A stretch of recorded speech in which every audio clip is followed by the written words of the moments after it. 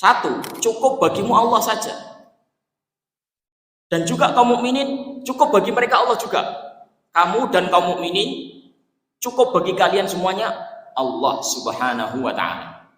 Ibnu Abbas berkata, ucapan hasbunallah wa ni'mal wakil itu diucapkan oleh Nabi Ibrahim ketika beliau dilemparkan ke api.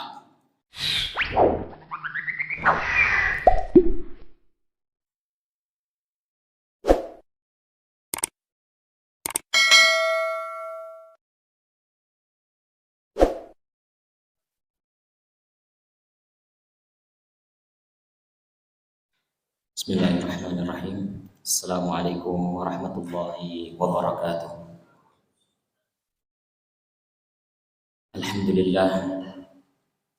Alhamdulillahi ala ihsanih wasyukru lahu ala taufiqihi wa amtinanih wa asyhadu an la ilaha illallah wahdahu la syarika lah ta'ziman li sya'nih wa asyhadu anna Muhammadan abduhu wa rasuluhu ad-da'i ila ridwanih.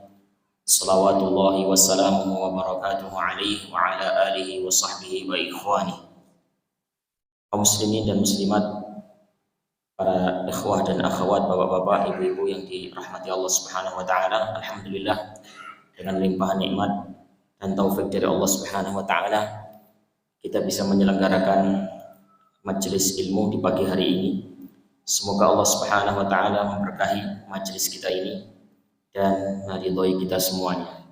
Sholawat beserta salam semoga senantiasa tercurah kepada Nabi dan Rasul kita, panutan kita Nabi Muhammad sallallahu alaihi wasallam, serta keluarga, para sahabat dan orang-orang yang mengikuti ajaran beliau, menghidupkan sunnah-sunnah beliau sampai hari kiamat.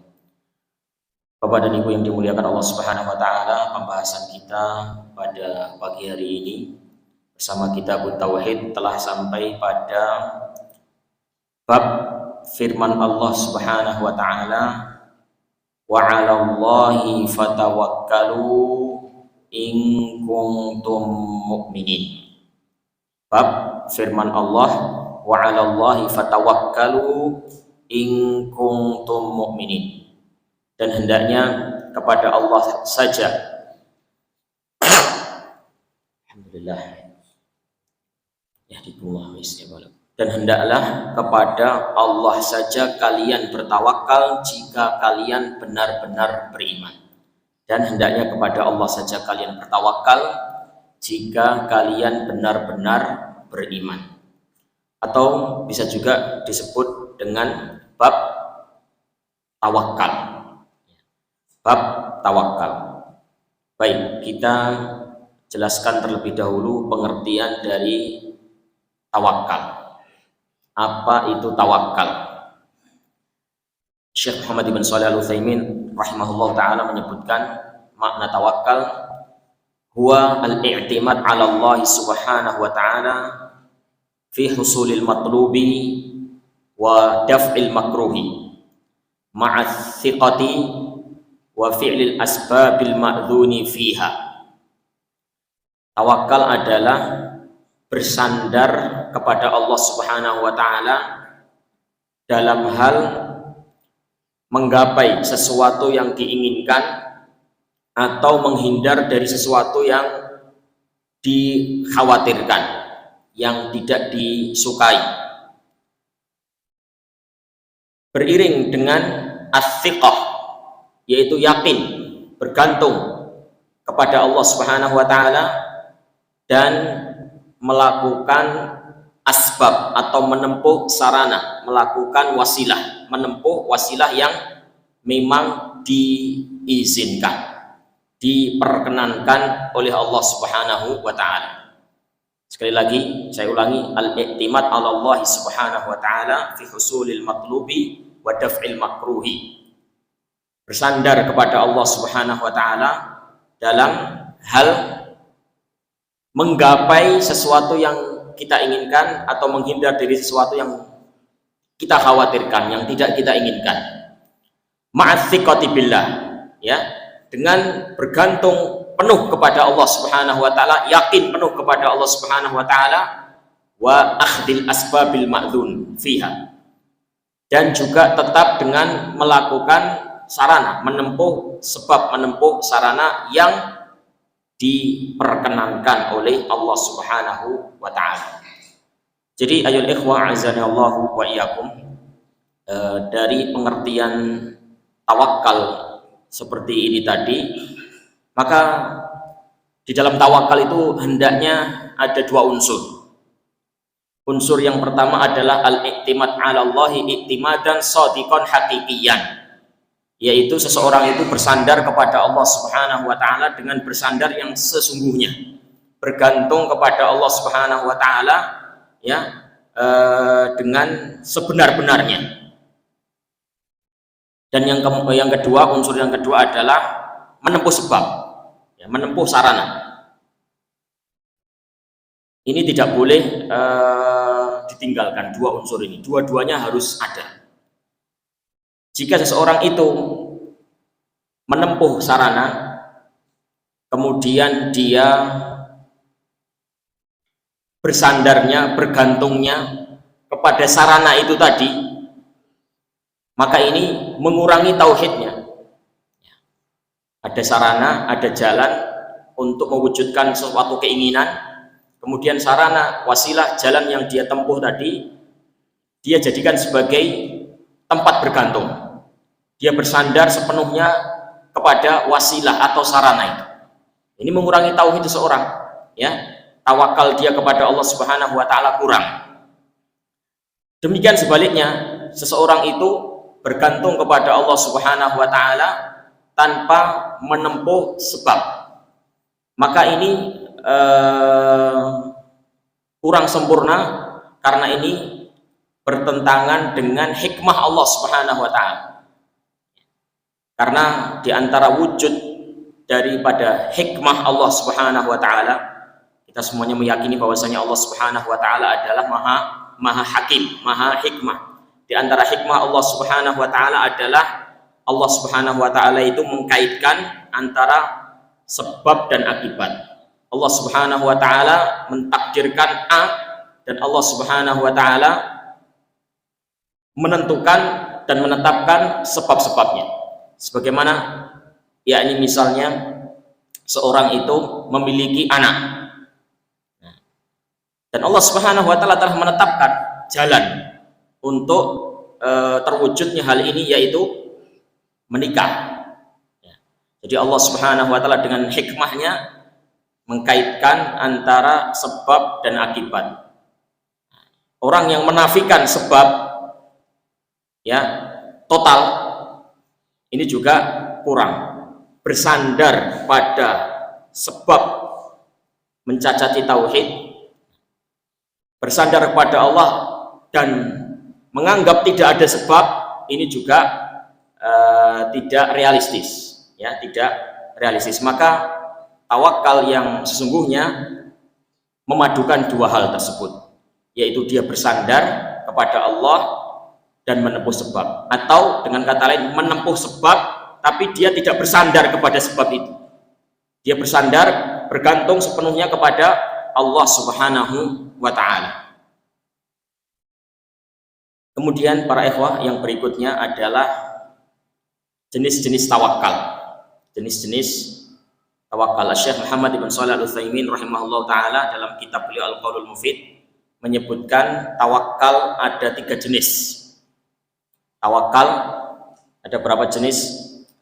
3 jenis. Yang pertama adalah tawakkulu ibadatin wa khudu'in, yaitu tawakal ibadah, tawakal yang dibarengi dengan unsur ketundukan. Wa huwal i'timadul mutlaq ala man tawakkala alaihi, ala man tuwakkila alaihi, yaitu seseorang itu bersandar, bergantung sepenuhnya kepada zat yang ditawakali, bihaitsu ya'taqidu anna biyadihi jalbun naf'i wa daf'il dar. Nah, di mana orang tersebut meyakini sepenuhnya bahwasannya di tangannya lah, di tangan Allah lah, yakni terwujud manfaat dan terhindarnya suatu mara bahaya. yakni mewujudkan manfaat dan menghindarkan madarat, itu adalah sepenuhnya di tangan Allah Subhanahu wa taala. Sehingga karena itu ya'tamidu alaihi i'timadan kamilan, dia bersandar, bergantung sepenuhnya kepada Allah Subhanahu wa taala, ma'asyururihi biftiqarihi alaihi, ya, dan dia merasa dirinya benar-benar butuh, benar-benar fakir kepada Allah Subhanahu wa taala. Jenis tawakal yang pertama ini hanya boleh ditujukan kepada Allah Subhanahu wa taala. Dan jika seseorang memberikan kepada selain Allah Subhanahu wa taala, maka dia termasuk musyrikan syirkan akbar. Ketika seseorang menunjukkan hal ini kepada selain Allah Subhanahu wa taala, maka dia tergolong musyrik syirik akbar. Contohnya kalladzina ya'tamiduna 'alas salihina minal amwati wal ghaibin, seperti orang yang bertawakal kepada orang-orang soleh yang telah meninggal dunia, ya, dan orang-orang yang gaib. Wa hadza la yakunu illa mimman yu'taqad anna li haula'i tasarrufan khafiyan fil qaul. Tawakal yang semacam ini tidaklah mungkin ditujukan kecuali kepada orang-orang yang memang diyakini memiliki wewenang di dalam mengatur alam, kuasa di dalam mengatur alam. Fayatamidu alaihim, kemudian orang tersebut bertawakal kepada orang yang mati tersebut, ya, mengandalkannya dalam hal jalbul manafi wa daf'il madar, mengandalkannya ketika dia ingin mewujudkan sesuatu atau menghindar dari sesuatu. Nah, dia menganggap bahwasanya orang yang mati tersebut, orang yang soleh yang telah mati tersebut punya kekuatan, punya kekuasaan, punya wewenang untuk mengatur alam. Demikian juga orang yang gaib, tawakal kepada orang yang gaib, atau juga tawakal kepada seseorang yang dalam perkara, tawakal kepada seseorang dalam perkara-perkara yang dia tidak bisa melakukannya, atau dalam perkara-perkara yang tidak mungkin dilakukan kecuali oleh Allah Subhanahu wa taala saja. Ini jadi haknya Allah Subhanahu wa taala dalam perkara-perkara yang tidak mungkin dilakukan oleh manusia, oleh makhluk, hanya dilakukan oleh Allah Subhanahu wa taala saja. Kalau orang itu bertawakal kepada makhluk, maka bentuk perbuatannya tadi itu sudah masuk ke dalam syirkal akbar. Yang kedua, ayol ikhwah, al-i'timad ala syakhsin fi rizqihi wa ma'ashihi wa ghairi dzalika. Orang bergantung kepada orang lain dalam masalah rizki, dalam masalah penghidupan dia, dan dalam hal-hal manfaat-manfaat yang lain. Apa bedanya ini dengan yang pertama? Yang pertama, ayol ikhwah, tawakal bergantung kepada makhluk dalam perkara-perkara yang tidak mungkin dilakukan olehnya, dalam perkara-perkara yang itu hanya bisa dikerjakan oleh Allah Subhanahu wa taala saja. Nah, kalau yang kedua ini bergantung pada makhluk dalam perkara-perkara yang memang makhluk bisa mengerjakan. Seperti seorang karyawan, seorang pegawai, nah, dia mendapatkan manfaat, mendapatkan rezeki, gaji dari perusahaannya, dari pimpinan perusahaannya. Jalan rezekinya dari situ. Juga contoh lain seperti seseorang yang mendapatkan manfaat, ya, dari seorang dokter. Ini jelas beda dengan yang pertama. Yang kedua ini memang dalam perkara-perkara yang manusia bisa melakukan. Nah, yang seperti ini kalau kita meminta tolong kepada jenis-jenis orang yang seperti itu tadi boleh, minta tolong boleh. Tapi tawakal jangan disamakan. Ya. Beda ya, meminta sama tawakal. Kalau minta tolong, itu banyak dalil yang menunjukkan akan dibolehkannya hal tersebut. Wa ta'awanu 'alal birri wat taqwa, saling tolong menolonglah dalam urusan kebaikan dan takwa. Fastaghathahu alladhi huwa min syi'atihi 'ala alladhi huwa min aduwwihi. Nabi Musa alaihissalam meminta pertolongan, ya. Jadi Nabi Musa alaihissalam seorang nabi, beliau meminta pertolongan juga kepada orang lain. Nah, tapi ayyuhal ikhwah, tawakal itu beda. Tawakal itu bukan sekedar menempuh, tawakal itu ada unsur apa?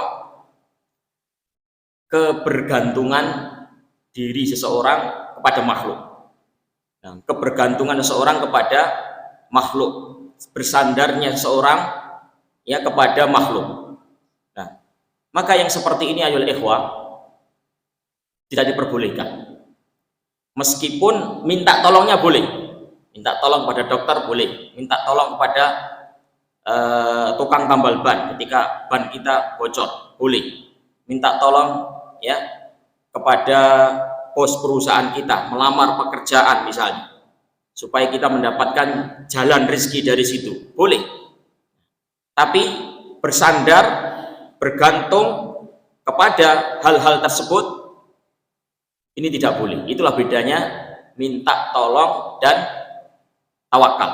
Kalau minta tolong kepada makhluk-makhluk dalam perkara-perkara yang memang dia bisa mengabulkannya, boleh. Tapi kita walaupun seperti itu, yakni kita tidak bertawakal kepadanya. Tawakal kita, kebergantungan kita tetaplah kepada Allah Subhanahu wa Ta'ala. Tapi ini levelnya memang lebih rendah dari yang pertama. Kalau jenis pertama itu ditujukan kepada selain Allah Subhanahu wa Ta'ala, masuk syirik akbar. Kalau jenis yang kedua ini ditujukan kepada selain Allah Subhanahu wa Ta'ala, maka itu tergolong syirik asghar. Tergolong apa? Syirik asghar. Kemudian yang ketiga, an ya'tamida 'ala syakhsin fima fawwada ilaihi tasarruf fihi. Kalau seseorang bersandar atau berpasrah menyerahkan urusan kepada orang-orang yang memang telah dia tunjuk sebagai wakil dia. Orang menyerahkan urusan kepada orang lain yang memang sudah dia tunjuk sebagai wakil dia. Ya, seperti misalnya antum punya harta, antum ingin donasikan, antum ingin sedekahkan harta tersebut, dan antum menunjuk seseorang, tolong bagikan ini. Dah, saya pasrahkan ke kamu yang bagikan. Kamu yang lebih paham siapa yang membutuhkan, siapa yang tidak membutuhkan. Maka harta saya ini saya serahkan kepada kamu untuk pembagiannya. Nah, maka yang seperti ini diperbolehkan. Kenapa diperbolehkan? Nah, ini tidak ada unsur seperti unsur pertama dan unsur kedua, jenis pertama dan jenis kedua, jenis tawakal pertama dan jenis tawakal kedua. Nah, ini kalau antum cermati jenis ketiga ini adalah dari orang yang di atas kepada orang yang di bawah. Nah, jadi seperti yang dilakukan oleh Rasulullah SAW, beliau mewakilkan pembagian zakat ya kepada para sahabat yang ditunjuk. Dah, saya serahkan ini kamu untuk membaginya. Ya. Baik. Sebagaimana Rasulullah SAW mewakilkan kepada Ali bin Abi Thalib radhiyallahu taala anhu dalam hal penyembelihan hewan kurban, penyembelihan hewan hadi, dan juga mewakilkan kepada Abu Hurairah untuk membagikan sedekah, dan mewakilkan kepada Urwah Ibnul Ja'ad untuk membelikan kepada beliau, membelikan untuk beliau hewan kurban. Ini Rasulullah SAW melakukan hal-hal tersebut. Nah, jadi sifatnya ya kayak di tempat kita mungkin istilahnya nyuruh orang minta tolong kepada orang, nyuruh orang. Nah, tapi sifatnya itu dari atasan kepada bawahan. Yang nyuruh itu orang yang di atas. Ini atasan nyuruh bawahannya. Nah, tolong ini saya serahkan tugas ini kepada kamu. Maka yang semacam ini tidak mengapa. Nah, dan ini juga dilakukan oleh Rasulullah Sallallahu Alaihi Wasallam. Baik. Setelah kita mengetahui hal tersebut, pengertian tawakal dan juga jenis-jenisnya, maka kita menyimak apa yang disebutkan oleh muallif Syekh Muhammad bin Abdul Wahhab rahimahullah taala. Beliau menyebutkan di dalam bab ini beberapa dalil dari Al-Qur'an. Yang pertama adalah firman Allah Subhanahu wa taala yang tadi sudah dibaca, surat Al-Maidah ayat 23. Wa 'alallahi fatawakkalu in kuntum mu'minin. Wa 'alallahi fatawakkalu in kuntum mu'minin. Cermati pola kalimat ini. Allah Subhanahu wa taala di ayat ini tidak berfirman wa tawakkalu 'alallahi in kuntum mu'minin, dan bertawakallah kepada Allah. Tidak begitu kalimatnya, tapi apa? Dan kepada Allah lah kalian bertawakal. Hendaknya kalian bertawakal. Sekali lagi saya ulang. Allah tidak berfirman bertawakallah dan bertawakallah kepada Allah. Tidak begitu, tapi apa? Dan kepada Allah lah hendaknya kalian bertawakal. Ada yang mirip dengan pola kalimat ini di ayat yang lain. Surat Al-Fatihah. Iyyaka na'budu wa iyyaka nasta'in. Kepadamulah kami menyembah, kepadamulah kami minta pertolongan. Jadi bukan kami minta pertolongan kepadamu, kami menyembah kepadamu, kami minta pertolongan kepadamu, bukan, tapi kepadamu kami meminta pertolongan, kepadamu kami menyembah. Nah, ini juga wa 'alallahi fatawakkalu, kepada Allah lah kalian bertawakal. Nah, dan di dalam bahasa Arab, para ikhwah yang dirahmati Allah Subhanahu wa taala, jika ada taqdimul ma'mul yang semacam ini, ya, atau dengan istilah lain maf'ul bihnya dikedepankan, maka itu mengandung faidah hasr. Mengandung faidah apa? Hasr. Hasr itu pembatasan. Ya, seperti iyyaka na'budu wa iyyaka nasta'in. Kepadamu kami menyembah dan kepadamu kami meminta pertolongan. Itu hasr, pembatasan. Ya, kalau diterjemahkan bebas begitu, hanya kepadamu kami menyembah, hanya kepadamu kami meminta pertolongan. Nah, itu makna dalam bahasa Arab seperti itu. Jadi ketika kalimat susunannya dibalik dari susunan yang umumnya kan kami menyembahmu, kami meminta pertolongan kepadamu. Jadi maf'ul itu di belakang, ma'mul itu di belakang, itu umumnya kalimat biasa seperti itu. Ketika ada pembalikan semacam ini, ya, maf'ul bihi dikedepankan, ma'mulnya dikedepankan, maka itu fungsinya adalah hasr. Baik, jadi tawakal itu hanya ditujukan kepada Allah Subhanahu wa ta'ala. Ini walaupun seseorang itu boleh minta tolong kepada makhluk yang memang dia bisa melakukan sesuatu yang dimintai pertolongan tadi, yakni perkara yang dimintakan kepada dia, tapi dia tetap tidak boleh bertawakal. Tawakalnya hanya kepada Allah Subhanahu wa ta'ala. Wa hadhil ayatu taqtadi intifa'a kamalul iman bintifa'it tawakkul 'ala Allah illa in hasala i'timadun kulliyun 'ala ghairillahi fa huwa syirkun akbar yantafi lahul imanu kullu. Kemudian Syekh Muhammad bin Shalih Al-Utsaimin menyebutkan dalam ayat ini, surat Al-Maidah ayat 32 ini, di sini 23 ya, Allah Subhanahu wa taala menerangkan bahwasannya kesempurnaan iman itu hilang dengan hilangnya tawakal kepada Allah Subhanahu wa taala. Bukan iman hilang, kesempurnaan iman yang hilang. Bukan iman hilang total, gak berbekas. Kesempurnaannya yang hilang. Ya, imannya, pokok imannya tetap ada, tapi kesempurnaannya tidak ada. Kapan? Ya, ketika seseorang itu tidak ada tawakal kepada Allah Subhanahu wa ta'ala. Tapi bisa juga hilang seakar-akarnya jika orang itu tawakalnya kepada selain Allah Subhanahu wa taala dengan tawakal atau dengan bersandar bergantung total kepada selain Allah Subhanahu wa taala. Ini sudah bisa sampai kepada syirik akbar yang dengannya iman itu hilang seakar-akarnya. Baik, ini penjelasan ayat yang pertama. Penjelasan ayat yang berikutnya, ayat yang kedua adalah firman Allah Subhanahu wa taala di surat Al-Anfal ayat 2. Innamal mu'minuna alladzina idza dzukirallahu wajilat qulubuhum. Di buku antum seperti itu tulisannya. Sampai situ tok. Atau ada terusannya? Ada terusannya, ya. Di sini tidak ada terusannya, tapi disebut al-ayah. Innamal mu'minuna alladzina idza dzukirallahu wajilat qulubuhum. Al-ayah. Al-ayah kalau antum membaca menemui kalimat seperti itu di kitab-kitab itu maknanya ila akhiril ayat. Terus no dewi. Jadi gini, ini yani biasa para ulama itu menulis seperti itu. Karena mereka berhusnudzon kepada pembaca pada zaman itu.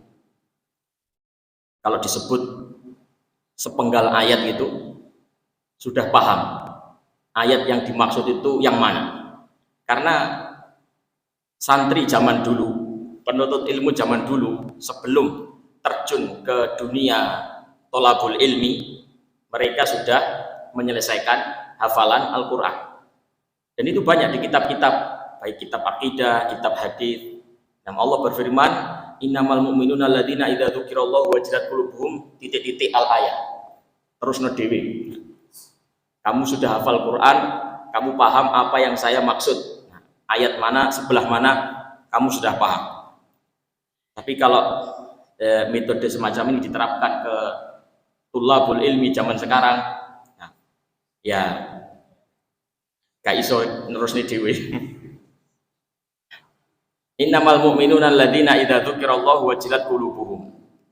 Al-ayah, maksudnya sampai selesai ayat. Ini kalau kita baca dari apa yang ditampilkan, ayat yang ditampilkan itu belum kelihatan hubungannya dengan bab yang kita bahas ini. Mana tawakalnya, kan nggak ada. Sesungguhnya seorang mukmin itu adalah mereka yang apabila disebut nama Allah bergetar hatinya. Lu tawakalnya mana? Kan nggak ada. Nah makanya al-ayah teruskan sendiri. Kalau kita teruskan sendiri, innamal mu'minuna alladzina idza dzukirallahu wajilat qulubuhum wa idza tuliyat alaihim ayatuhu zadatuhum imana wa ala rabbihim yatawakkalun. Nah, di situ letaknya. Sesungguhnya orang-orang yang beriman itu adalah orang yang apabila dibacakan disebut nama Allah bergetar hatinya, dan apabila dibacakan ayat-ayatnya akan bertambah imannya, dan hanya kepada Allah mereka bertawakal. Nah, wa ala rabbihim yatawakkalun. Nah, ini kalimat ini juga kalau kita cermati yang bagian akhir ini, syahidnya di sini, intisari kesimpulannya di sini, di bagian yang terakhir ini. Di wa ala rabbihim yatawakkalun. Itu sama dengan ayat sebelumnya. Ya. Kalau ayat yang sebelumnya wa 'alallahi fatawakkalu. Dan kepada Allah lah hendaknya kalian bertawakal. Allahnya dikedepankan. Kepada Allah lah kalian bertawakal. Nah, ini juga wa 'ala rabbihim yatawakkalun. Kepada Tuhan mereka, kepada Rabb mereka, mereka bertawakal. Bukan mereka bertawakal kepada Rabb mereka, tapi kepada Rabb mereka, mereka bertawakal. Nah, ini berarti mengandung makna apa? Hasr, pembatasan. Hanya kepada Tuhan mereka, Rabb mereka saja mereka bertawakal. Ayya'tamiduna 'ala Allahi la 'ala ghairihi, yaitu mereka bersandar kepada Allah Subhanahu wa taala, tidak bersandar kepada selainnya. Wa hum ma'a dzalika ya'malunal asbab, dan beserta dengan itu mereka tetap menempuh sebab. Ya, artinya kalau sakit ya berobat, datang kepada dokter. Kalau sepedanya bocor ya datang kepada tukang tambal ban dan seterusnya dan seterusnya. Nah, tapi dia tidak tawakal kepada tukang tambal ban dan dia tidak tawakal kepada dokter. Minta tolong iya, tapi bergantung hatinya kepada dokter tersebut tidak. Nah, sebagai tambahan faidah, di dalam ayat ini ada 5 sifat. Ada 5 sifat dari orang-orang yang beriman. Kalau kita lanjutkan ayat ini sampai selesai pembahasan, maka di situ disebutkan innamal mu'minuna alladzina idza dzukirallahu wajilat qulubuhum. Ini yang pertama, kalau disebut nama Allah bergetar hatinya. Wa idza tuliyat alaihi ayatuhu zadathum imana wa idza tuliyat alaihim ayatuhu zadathum imana. Kalau dibacakan ayat-ayat Allah maka bertambahlah keimanannya. Wa ala rabbihim yatawakkalun, dan kepada Tuhan mereka lah mereka bertawakal. Nah, terus sifat yang berikutnya alladzina yuqimunas sholata, yaitu mereka yang mendirikan zakat, yang menunaikan mendirikan sholat, wa mimma razaqnahum yunfikun, dan mereka menginfakkan sebagian dari apa yang kami rizkikan kepada mereka.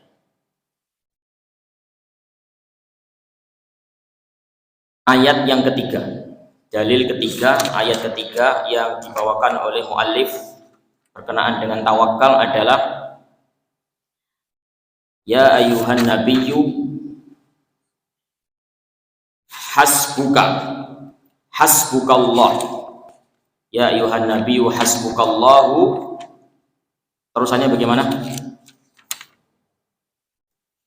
Ya ayuhan nabiyyu hasbukallahu wa manittaba'aka minal mu'minin. Wahai nabi, cukuplah bagimu Allah dan juga orang-orang yang mengikutimu dari kalangan orang-orang yang beriman. Wahai nabi, cukuplah bagimu Allah dan juga kaum mukminin yang mengikutimu. Ayat ini kalau antum cermati memungkinkan untuk ditafsirkan kedua penafsiran. Makanya para ulama berselisih maknanya apakah ini atau itu. Coba aja antum cermati. Ya ayuhan nabiyyu hasbukallah, wahai nabi, cukup bagimu Allah, wa manittaba'aka minal mu'minin, dan juga orang-orang mukminin yang mengikutimu. Kemungkinan makna yang pertama adalah wahai nabi, cukup bagimu Allah dan juga cukup bagimu kaum mukminin yang mengikutimu. Berarti Rasulullah mencukupkan diri dengan berapa? 2. Ini makna yang pertama. Cukup bagimu Allah dan cukup bagimu orang-orang yang mengikuti dari kalangan kaum mukminin. Dah, nggak usah berharap ke siapa-siapa. Bagimu cukup Allah dan kaum mukminin saja. Yang kedua, wahai Nabi, cukup bagimu Allah dan juga orang-orang yang beriman, cukup bagi mereka Allah saja. Bagimu dan bagi orang-orang beriman yang mengikutimu Allah. Bisa kan? Dua-duanya bisa. Nah, maka para ikhwah yang dirahmati Allah Subhanahu wa taala, antum jangan suudzon kepada para ulama. Sebagian orang itu tidak bisa memahami para ulama. Kenapa sih para ulama itu berselisih? Ayatnya jelas, Qur'annya jelas, hadisnya jelas, kok masih berselisih? Sebagian lagi ada yang pernah bertanya kepada saya, apa hukumnya sholat mayit gaib? Saya terangkan, sholat mayit gaib itu menurut pendapat ulama A disyariatkan, menurut pendapat B, ulama B sama sekali tidak disyariatkan, menurut pendapat ulama C disyariatkan dengan syarat mereka yang meninggal dunia itu di lingkungannya tidak ada yang menyolatkan, dan ulama yang keempat, ulama D, mengatakan disyariatkan ketika jenazah itu adalah jenazah yang istimewa, spesial. Wah, saya nggak butuh pendapat ulama ini, pendapat ulama itu. Yang saya butuhkan pendapat Allah dan Rasulnya.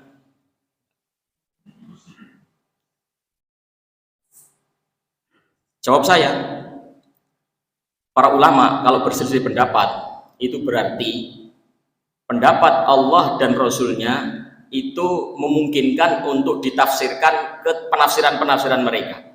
Kalau seandainya kalimat dari Al-Quran atau dari As-Sunnah itu jelas tafsirannya satu, tidak multitafsir, mereka tidak akan berselisih. Kalau mereka berselisih, itu berarti di dalil tersebut, di Quran atau di Sunnah itu memang memungkinkan untuk ditafsirkan begini dan ditafsirkan begitu. Ya coba antum cermati masalah sholat mayit gaib tadi. Dalilnya Rasulullah Shallallahu Alaihi Wasallam mensolatkan jenazah Najasyi yang ada di Habasyah, di Ethiopia. Ya, dalilnya itu. Kalau antum tanya pendapatnya Rasulullah, yaitu Rasulullah mensolatkan Najasyi. Oh, berarti disyariatkan. Loh, jangan buru-buru menyimpulkan begitu. Nah, bisa jadi disimpulkan memang begitu, disyariatkan. Nah, dan itu pendapat ulama pertama. Kalau ulama kedua mengatakan tidak disyariatkan, dan mereka juga berdalil dengan hadis ini. Bagaimana cara berpikirnya? Rasulullah mensolatkan jenazah Najasyi, padahal yang meninggal selain Najasyi banyak, tapi yang disolatkan Najasyi saja. Ya, banyak para sahabat yang meninggal di sana, ya, meninggal di sana, di luar daerah, tidak disolatkan. Yang disolatkan cuma Najasyi saja. Berarti ini khususiyah Najasyi, kekhususan Najasyi. Sekarang Najasyi sudah tidak ada, ya sudah, berarti tidak ada syariat itu. Bisa kan? Mungkin sekali ditafsirkan seperti itu. Nah, memang kenyataannya Rasulullah itu tidak mensolatkan selain Najasyi saja. Jika memang sholat mayit gaib itu disyariatkan, maka Rasulullah akan mensolatkan banyak kaum muslimin, banyak tokoh-tokoh Islam yang akan disolatkan. Ternyata yang disolatkan cuma Najasyi, berarti ini ada kemungkinan khususiyah, ya, kekhususan saja. Kemudian pendapat yang ketiga mengatakan Rasulullah mensolatkan Najasyi dan tidak mensolatkan yang lain karena Najasyi tidak disolatkan oleh kaum muslimin yang ada di lingkungannya. Maka sholat mayit gaib disyariatkan dengan catatan mayit itu tidak disolatkan oleh orang-orang yang ada di sekitarnya. Misalnya jenazah hilang, misalnya tidak ditemukan, seperti jenazahnya putranya Gubernur Jawa Barat. Nah, tidak ditemukan, nggak ada yang mensolatkan berarti di daerahnya sana. Maka yang berada di jauh mensolatkan. Nah, yang keempat mengatakan Rasulullah mensolatkan Najasyi dan tidak mensolatkan jenazah-jenazah gaib yang lainnya. Karena Najasyi ada kemungkinan dia adalah jenazah spesial. Dia disolatkan itu karena spesial. Maka kalau zaman sekarang ada orang yang spesial, boleh juga disolatkan dengan sholat mayit gaib. Nah, ini contoh kita nggak bisa, yakni punya pola pikir seperti penanya tadi. Saya nggak mau pendapat ini. Saya cuma ingin pendapatnya Rasulullah. Ya, kalau pendapat Rasulullah jelas tidak multitafsir, pasti para ulama sepakat. Mereka tidak akan berselisih. Mereka berselisih itu karena memang dalil yang ada itu bisa ditafsirkan begini, bisa ditafsirkan begitu. Antum tidak usah bingung, tidak usah merasa merasa kurang puas kepada ulama. Wah, gimana sih? Qurannya jelas kok masih berselisih. Nah, antum saja memahami teks bahasa Indonesia kadang juga bingung. Coba saya tanya, ini sepeda motornya Pak Ustadz yang baru. Ini sepeda motornya Pak Ustadz yang baru. Siapa yang baru? Ustadznya baru, sepeda motornya sudah lawas, atau sepeda motornya yang baru tapi ustadznya sudah lama? Mana coba? Ini sepeda motornya Pak Ustadz yang baru. Bisa dipahami? ada ustadz baru, ini sepeda motornya. Bisa dipahami, ustadz yang sudah lama, ini sepeda motornya baru. Dua-duanya mungkin untuk dipahami seperti itu. Nah, dalam bahasa Arab juga ada teks-teks yang seperti itu. Nah, bacalah buku ini sampai halaman 90. Berarti halaman 90-nya dibaca apa enggak?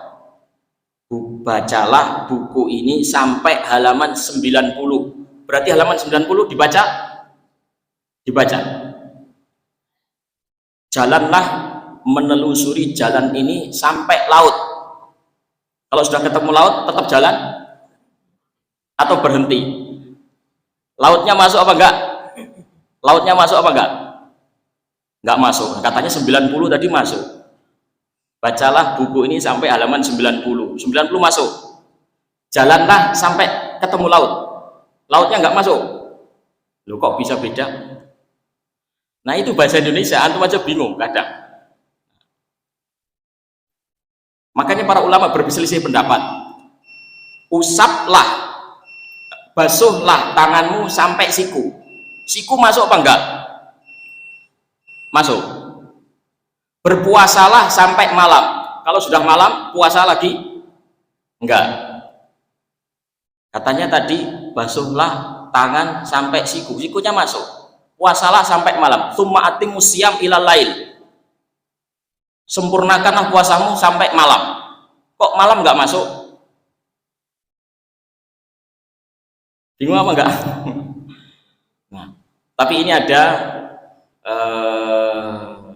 penyelesaiannya, meskipun membingungkan ada penyelesaiannya.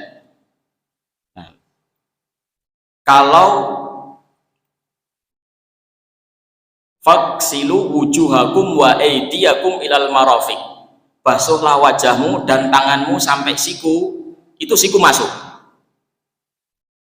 Tapi kalau tsumma atimmus syiyama ilal lail, sempurnakan puasa sampai malam, malamnya enggak masuk. Penjelasannya dalam ilmu nahwu, kalau batasan merupakan bagian dari yang dibatasi, maka dia masuk.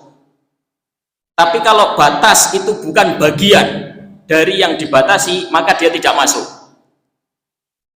Bacalah buku ini sampai 90. Nah, halaman 90 itu kan bagian dari buku juga, berarti dia masuk. Jalanlah sampai ketemu laut. Nah, laut itu bukan bagian dari jalan, berarti laut nggak masuk. Nah, ini kalau antum nggak tahu kaidah ini ya bingung.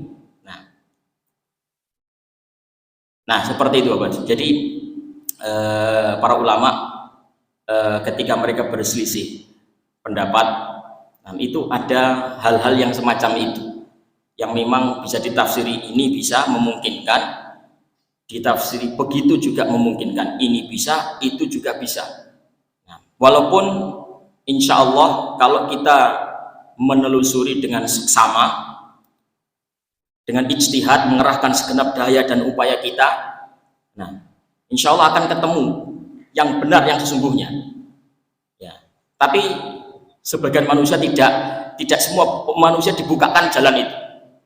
Ada yang dibukakan jalan untuk menuju kepada kebenaran, ada yang tidak dibukakan, sehingga tetap mereka berselisih pendapat. Ya contohnya membasuh tangan ketika wudhu, apakah sampai sikunya masuk atau tidak, itu para ulama berselisih.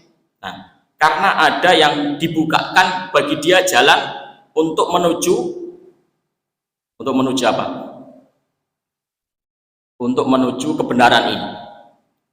Kaidah yang saya sebutkan tadi telah sampai kepada dia. Ada yang belum sampai kepada dia. Jadinya dia tetap berpendapat, oh siku itu nggak wajib. Siku itu tidak wajib. Sama kayak saya berkata, berjalanlah kamu sampai laut, kan lautnya nggak masuk, berarti sikunya juga nggak masuk. Nah, itu belum ketemu nih. Nah, maka kalau kita tahu seperti ini, ayolah ikhwah, kita bisa menghormati para ulama. Termasuk mengusap kepala. Apakah mengusap kepala itu semua kepala atau cukup ubun-ubunnya saja? Nah, pendapat yang antum pilih apa? Kepala semuanya, ya, atau ubun-ubun saja? Kepala semuanya, itu yang antum merajihkan. Tapi mereka yang mengatakan cukup ubun-ubun saja atau sebagian kepala, mereka juga punya dalil yang kalau dibaca-baca, dipikir-pikir juga kuat. Nah, wamsahu biruusikum, usaplah kepala kalian. Sama dengan pukullah Zaid. Dalam bahasa Arab yang dipakai contoh itu Zaid terus. Idrib Zaidan. Pukullah Zaid. Kalau antum disuruh pukullah Zaid, berarti mukul pundaknya saja cukup. Sudah dikatakan memukul, atau antum mukuli dari kepala, cok cok cok cok cok, dipukuli semuanya. Hah? Sekali pukul, entah pundaknya, entah punggungnya, entah apanya, kepalanya, kan sudah cukup. Nah, nggak perlu ditonjoki semuanya. Ya, berarti imsahu biruusikum, usaplah kepala kalian, sebagiannya sudah cukup. Sebagian saja sudah cukup. Kata mereka seperti itu. Nah, kuat juga ya. Nah, usaplah tembok. Cukup atau diusap semuanya? Nah, maka mereka juga punya pendapat seperti itu. Nah, sama ucapan wamsahu biruusikum itu seperti itu. Usaplah kepala.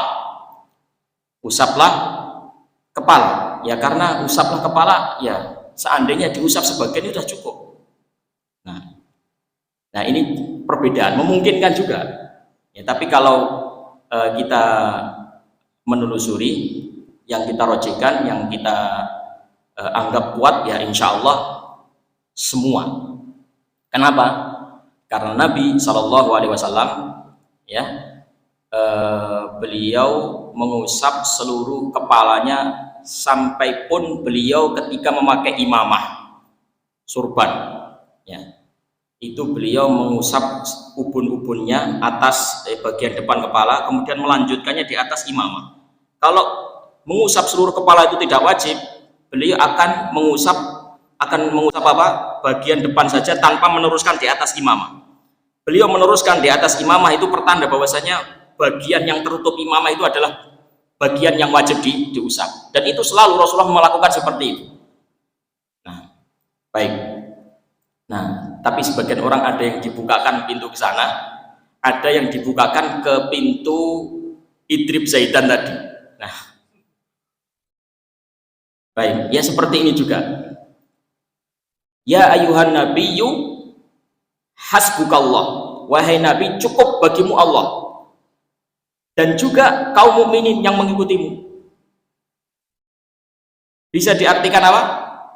Cukup bagimu wahai nabi Allah dan juga cukup bagimu kaum mukminin. Bisa juga diartikan cukup bagimu Allah dan juga kaum mukminin, cukup bagi mereka Allah. Paham ya? Tapi setelah dibahas panjang lebar oleh Syekh Muhammad ibn Shalih Al-Utsaimin dan ulama-ulama yang lainnya, yang beliau rojihkan itu adalah pemahaman yang kedua. Wahai Nabi, cukup bagimu Allah dan juga kaum mukminin yang mengikutimu, cukup bagi mereka Allah. Jadi mencukupkan diri dengan siapa? Dengan berapa? Satu atau berapa? Dua? Satu, cukup bagimu Allah saja. Dan juga kaum mukminin cukup bagi mereka Allah juga. Kamu dan kaum mukminin cukup bagi kalian semuanya Allah Subhanahu wa ta'ala. Itu pemahaman yang benar insya Allah. Nah, alasan yang beliau bawakan kenapa ini yang dipilih banyak alasannya, dan kebanyakannya kaitannya sama kaidah bahasa Arab. Nggak saya terangkan, tak terangnya paling juga mudah. Nah, baik, cukup yang terakhir saja.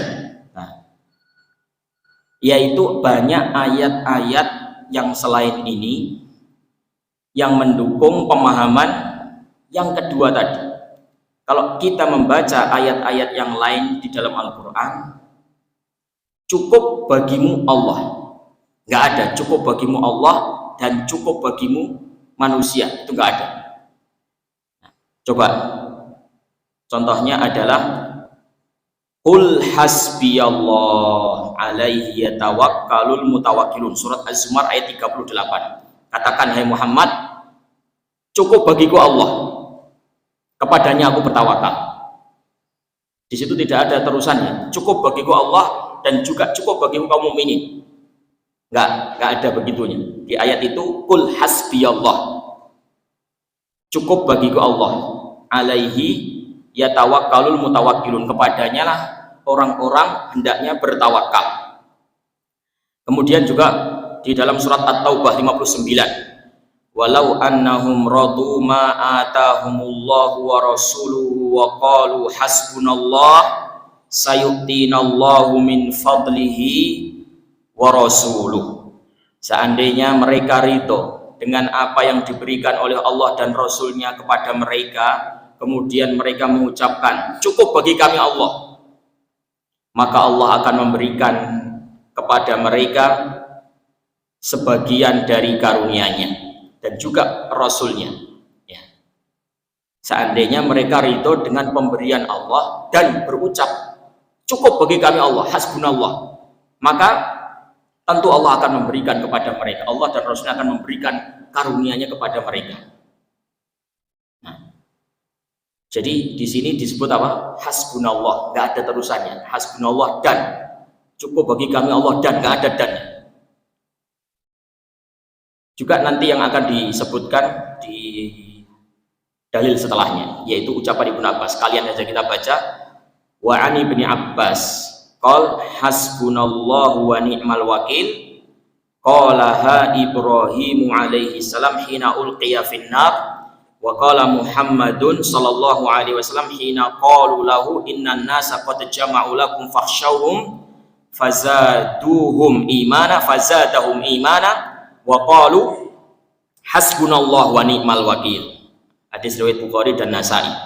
Ibnu Abbas berkata, ucapan hasbunallah wa ni'mal wakil itu diucapkan oleh Nabi Ibrahim ketika beliau dilemparkan ke api, dan juga diucapkan oleh Nabi Muhammad SAW ketika manusia berkata kepadanya, innan nasa qad jama'u lakum fakhshawhum. Nah, manusia itu sudah bersatu padu untuk menyerbumu, hai Muhammad, takutlah kepada mereka. Maka ucapan itu justru menambah keimanan mereka, dan mereka mengatakan hasbunallah wa ni'mal wakil. Nggak ada hasbunallah dan, nggak ada. Hasbunallah cukup bagi kami Allah. Hadis riwayat Bukhari dan Nasai.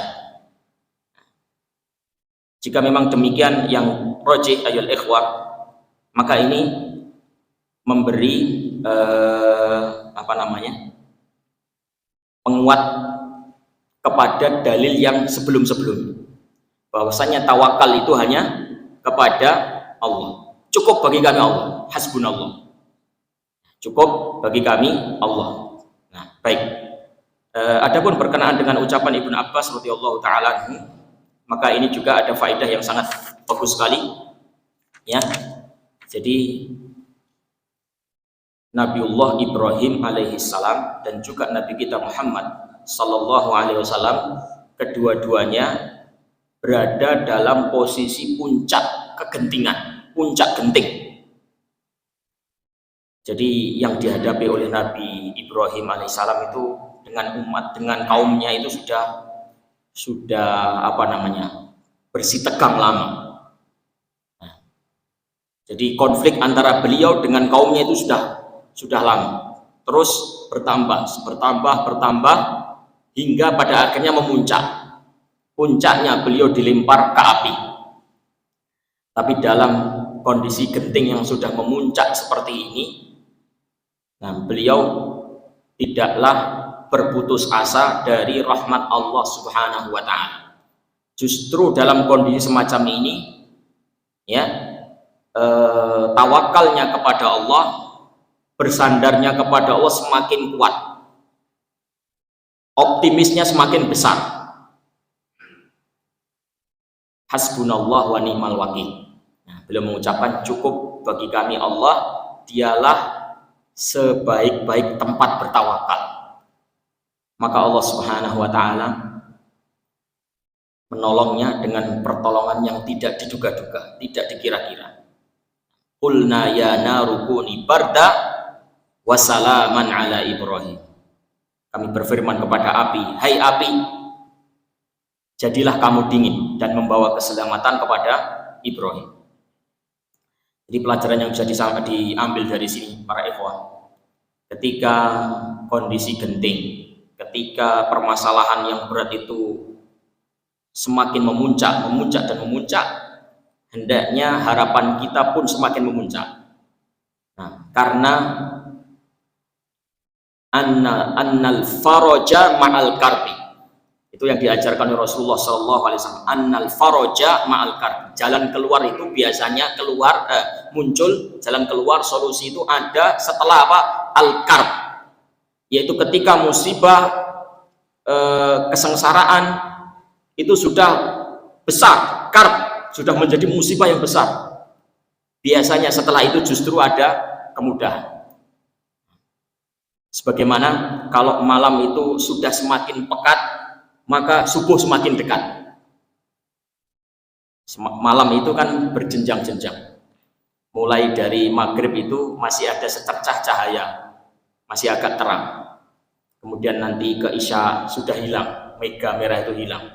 Terus nanti ya jam 7, jam 8, jam 9, jam 10 itu semakin pekat, semakin hitamnya semakin gelap. Nah, tapi semakin gelap dia semakin menuju kepada titik terang, mendekati subuh. Jadi semakin musibah itu semakin besar, hendaknya seorang mukmin semakin besar juga harapannya kepada Allah Subhanahu wa taala. Kisah yang serupa adalah apa yang terjadi pada Nabiullah Musa alaihi salam. Beliau itu bersengketa dengan Fir'aun, gegeran sama Fir'aun itu sudah lama. Nah, dan semakin hari semakin memuncak. Ya, perseteruan cekcok antara Nabi Musa dan Fir'aun itu semakin hari semakin memanas. Puncak panasnya adalah ketika Nabi Musa dan Bani Israel dikejar-kejar oleh tentara Fir'aun, hingga sampailah Nabi Musa di depan lautan, belakangnya tentara Fir'aun, Arab Melayu Ningti, depan laut, belakang kejaran Fir'aun dan tentaranya. Sudah nggak ada jalan lain. Nah, ini menurut Bani Israel derita yang memuncak, makanya mereka berkata,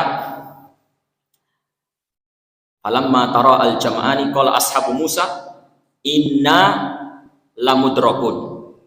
Ketika dua kelompok ini sudah berhadapan-hadapan, Bani Israel pengikutnya Nabi Musa mengatakan inna lamudrakun, wis kecekel awake dhewe, mati. Nah, karena sudah memuncak, sudah mereka memikir nggak ada jalan keluar lagi, depan laut, belakang Fir'aun, ya wis mati. Nah, pasrah. Tapi Nabi Musa alaihissalam saat itu dengan penuh keyakinan, beliau justru tambah yakin bahwasanya sebentar lagi akan ada pertolongan. Nggak tahu pertolongannya apa, tapi saya yakin pasti datang pertolongan setelah ini. Qala kalla innama ya rabbi sayahdin. Tidak, sekali-kali tidak. Tuhanku bersamaku dan pasti akan memberikan petunjuk kepadaku. Maka benar firman Allah Subhanahu wa taala, faqul nadrib bi'asakal bahr. Kami katakan kepada Musa, wahai Musa, pukulkan tongkatmu ke laut.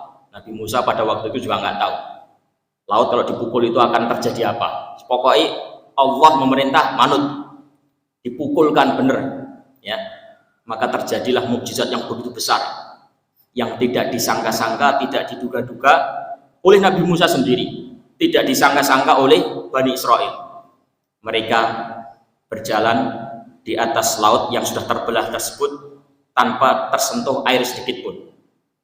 Di saat itu Fir'aun mengikuti jejak mereka.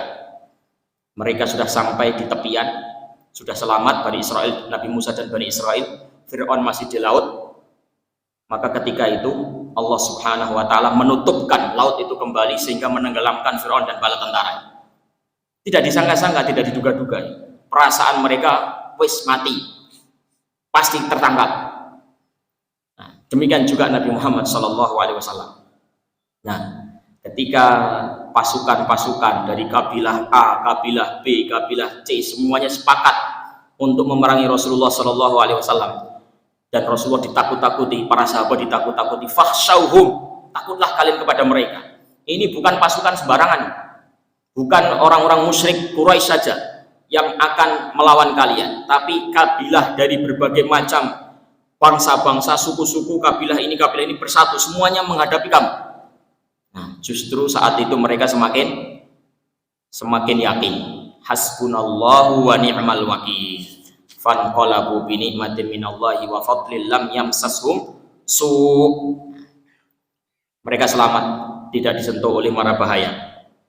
Nah, ini Bapak dan Ibu yang dirahmati Allah Subhanahu wa taala, dari apa yang disebutkan oleh mu'alif tadi, kita bisa memahami apa itu tawakal, jenis-jenis tawakal, dan kepada siapa tawakal itu ditujukan, dan juga keutamaan bagi orang yang bertawakal. Semoga apa yang kita baca, apa yang kita pelajari di kesempatan pagi hari ini menjadi ilmu yang bermanfaat bagi kita dan bisa kita amalkan. Amin ya rabbal alamin. Wassallallahu wassalamu ala nabiyina Muhammad wa ala alihi wa sahbihi ajma'in walhamdulillahi rabbil alamin. Assalamualaikum warahmatullahi wabarakatuh.